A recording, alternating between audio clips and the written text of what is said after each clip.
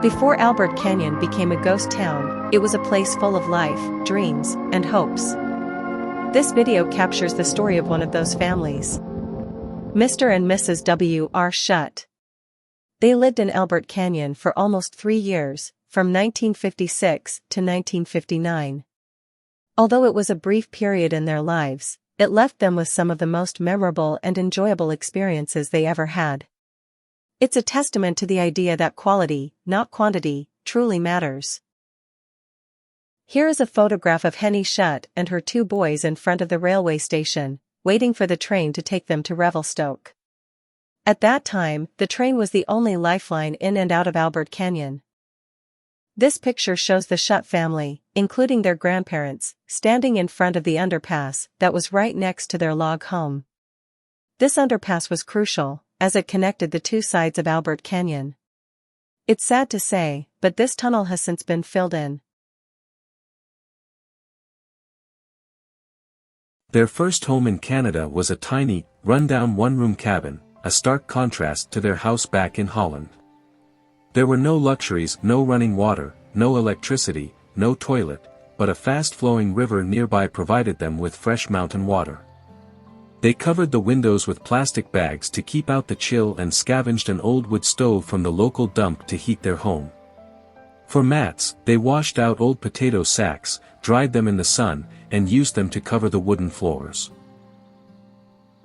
After a few months, they were fortunate enough to move into a large log cabin home. This became their most cherished family home.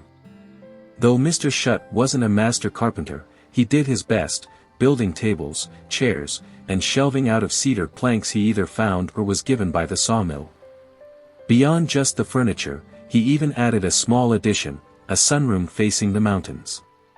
This sunroom became a beloved sanctuary where they could soak in the stunning views and enjoy the warmth of the sun. Oh, and he built a swing set and a teeter-totter too.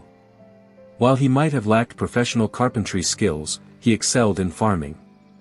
He raised chickens and always maintained a wonderful garden, a skill he kept throughout his entire life. His green thumb turned their yard into a lush oasis, with vibrant flowers and thriving vegetables.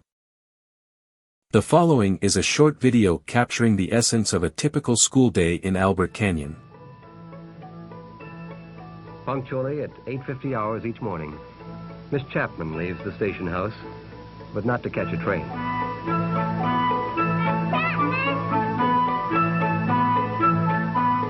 She lives in the station and has to cross the track to get to the one-room school where she teaches children of 4 or 5 different nationalities.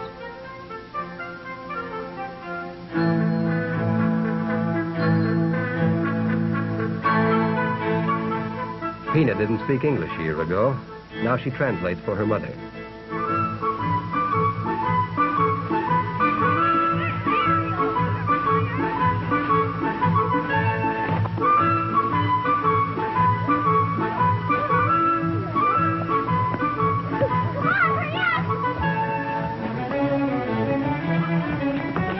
The boys just made it.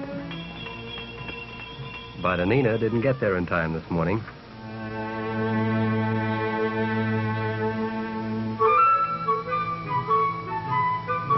Maybe those ribbons on her hair took an extra minute.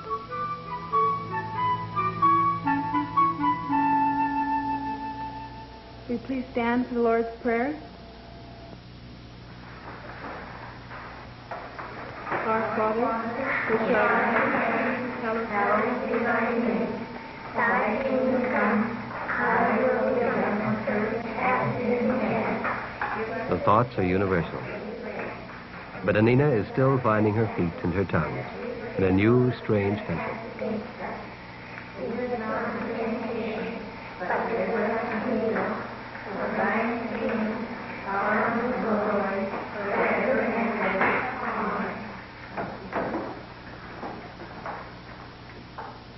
Maria Solano? Yes, ma'am. Georgina the lady? Yes, ma'am. Cheryl Thompson? Present. James Solano? Present. Bill Smith? Mary Oyadarola? Present. Stephen Wolsey? Present. Present. Cheryl Thompson? Present. Anina Morales? Present. Grade 4, will you take out your arithmetic books, please? Open them to page 166. Pina and Bill, take out your arithmetic books. Maria, will you give out the jolly numbers, please? I only have 4 more to do.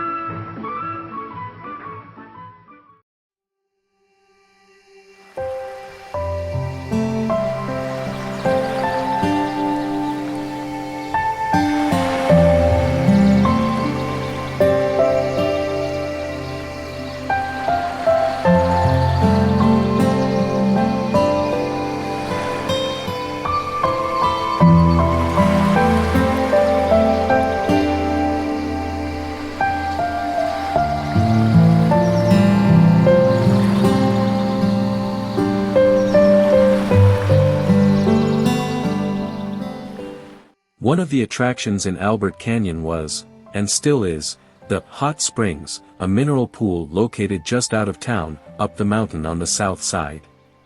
The pool was about 20 feet by 30 feet and 36 inches deep, with a gravelly bottom and slimy, broken boards holding the water in.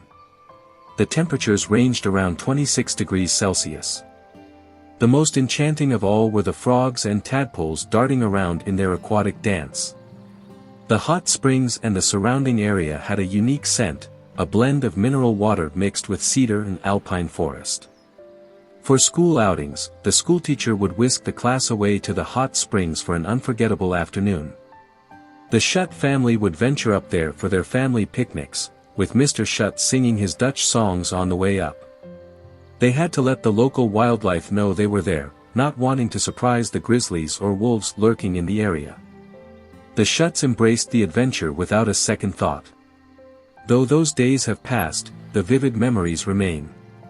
The mineral pool water has since been redirected to the town area near the Trans-Canada Highway, making it a famous tourist stopover.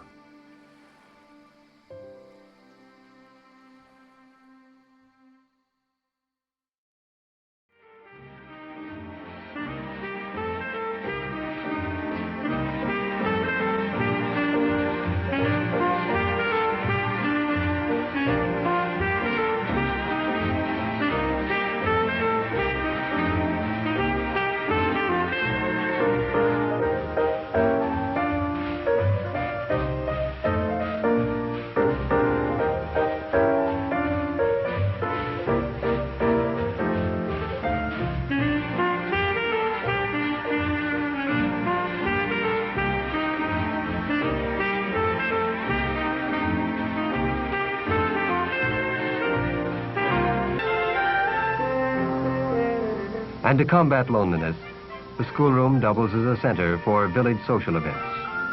For there's no theater, no television, no pubs, nor highway to the neighboring mountain settlements.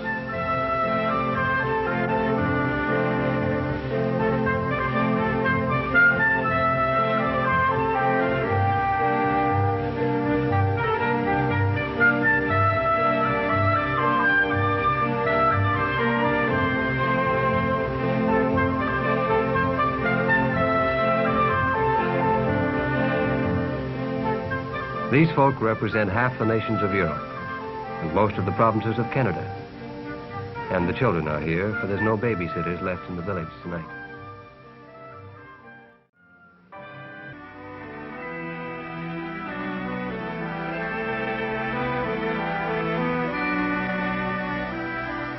Grouped around the railway line are communities of 3, 4, 10, or as here, 12 families, all dependent on each other and on the railway for supplies and access.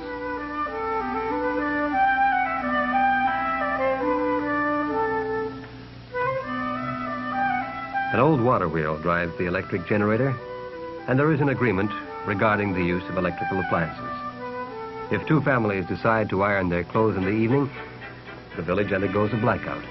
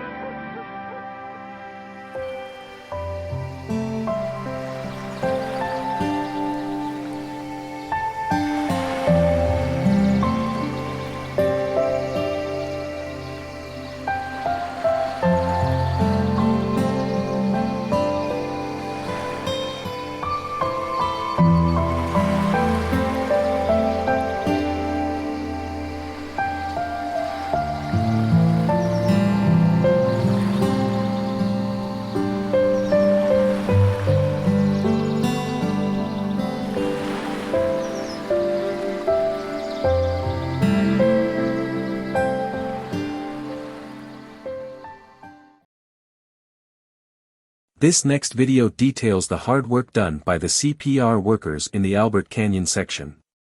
Mr. Schut's job was that of a section man, essentially a laborer, repairing and maintaining the rail line. As you can see in the video, it was grueling, backbreaking work. In those days, there was no heavy-duty equipment to perform the laborious tasks. Most of the work was done by hand. The video shows the crew repairing rail ties and laying replacement rails over a bridge. The work was incredibly demanding and required a great deal of skill and timing. Each rail had to fit precisely, and the timing of the repairs had to seamlessly blend into the train schedule. Imagine the precision, strength, and endurance required to perform such tasks. Each swing of the hammer, each placement of a rail tie, was a testament to the dedication and craftsmanship of these workers. Sit back and immerse yourself in the world of the CPR workers, feeling the grit and determination that define their daily lives as they work tirelessly to maintain the lifeline of the Canadian Rockies. Sit back and image working with Mr. Schut on the rails. Albert Canyon, perched at one of the highest elevations in Canada, had thin air that affected a few people, causing their hearts to struggle. Unfortunately, this included Henny Schut, who ended up needing medical care at Revelstoke General Hospital. The doctors advised that she should move to a lower elevation for her health. Her heart specialist wrote a letter to the division superintendent of the CPR, detailing Henny's medical condition and the need to relocate.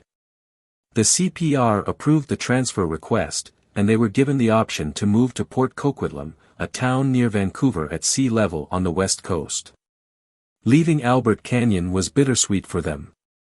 It was, and still is, a stunning place, nestled between towering mountains with enormous cedar trees, wild rivers, and abundant wildlife. Life there was primitive, no roads, no cars, and plenty of hard work, but it was also full of joy and adventure. Albert Canyon left such a lasting impression on them that, years later, after the Trans-Canada Freeway was built, they returned to spend their vacations there. Life in Albert Canyon was tough, but the Schut family grew to love their new home. They found joy in the simple pleasures, watching the wildlife, enjoying community gatherings, and marveling at the natural beauty surrounding them. The Schut family's resilience and determination were tested daily, but they were sustained by the bonds they formed and the dreams that carried them across the ocean.